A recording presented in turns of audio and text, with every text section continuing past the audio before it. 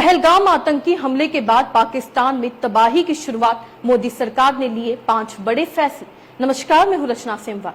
जम्मू कश्मीर के पहलगाम में मंगलवार को हुए भीषण आतंकी हमले में 28 निर्दोष नागरिकों की बेरहमी से हत्या कर दी गई। इस कायराना हमले की जिम्मेदारी भले ही किसी आतंकी संगठन ने ले ली हो, लेकिन भारत ने इसके पीछे सीधे तौर पर पाकिस्तान को जिम्मेदार ठहराया है। हमले के 24 घंटे के अंदर ही प्रधानमंत्री नरेंद्र मोदी की अध्यक्षता में कैबिनेट कमेटी ऑन सिक्योरिटी यानी CCS की बैठक हुई। इसमें भारत ने पाकिस्तान के खिलाफ एक के बाद एक 5 बड़े फैसले लिए हैं। इससे पूरी दुनिया को साफ संदेश दे दिया गया है कि भारत अब सिर्फ निंदा नहीं करेगा, कार्रवाई भी करेगा। प्रधानमंत्री मोदी की अगुवाई में हुई इस इमरजेंसी बैठक में भारत ने ऐसी सर्जिकल डिप्लोमेटिक स्ट्राइक की जिससे पाकिस्तान की कमर टूटती नजर आ रही है। गजब बात यह है कि स्ट्राइक में कोई भी गोली नहीं चली, फिर भी पाकिस्तान की बर्बादी पक्की हो चुकी है। खैर, जानते हैं कि आखिर वो कौन से फैसले हैं जो पाकिस्तान के बर्बादी की कहानी लिखेंगे। सबसे पहला फैसला हुआ सिंधु जल समझौते को रद्द करने का।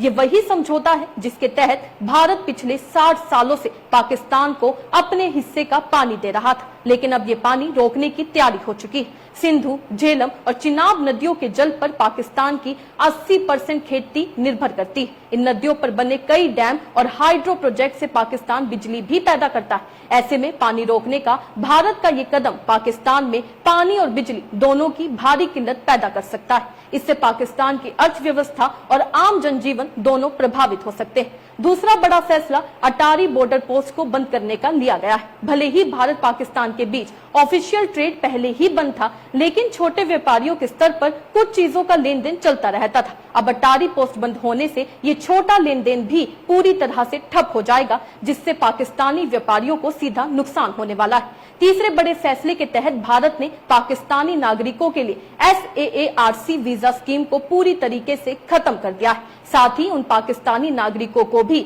भारत आने की इजाजत नहीं दी जाएगी जो पारिवारिक कारणों से यहाँ आते थे। इससे दोनों देशों के बीच मानव स्तर पर भी संपर्क खत्म हो जाएगा। साथ ही सभी पाकिस्तानी नागरिकों को 48 घंटे के अंदर भारत छोड़ने का अल्टीमेटम भी दे दिया गया है। भारत ने नई दिल्ली स्थित पाकिस्तानी हाई कमीशन में तैनात रक्षा, थल सेना, वायुसेना और नौसेना सलाहकारों को 7 दिन के अंदर देश छोड़ने के आदेश भी दे दिए हैं। इसके साथ ही भारत ने इस्लामाबाद स्थित अपने उच्चायोग से भी सभी सलाहकारों को वापस बुला लिया है। इसका मतलब है कि अब दोनों देशों के बीच सैन्य या कूटनीतिक स्तर की कोई बातचीत संभव नहीं रह पाएगी।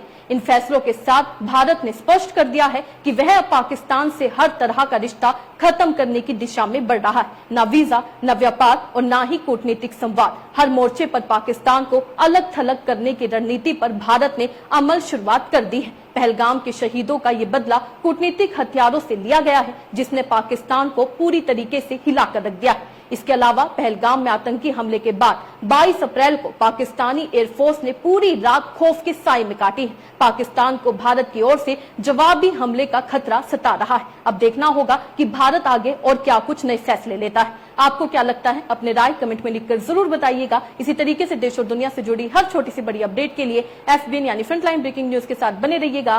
धन्यवाद।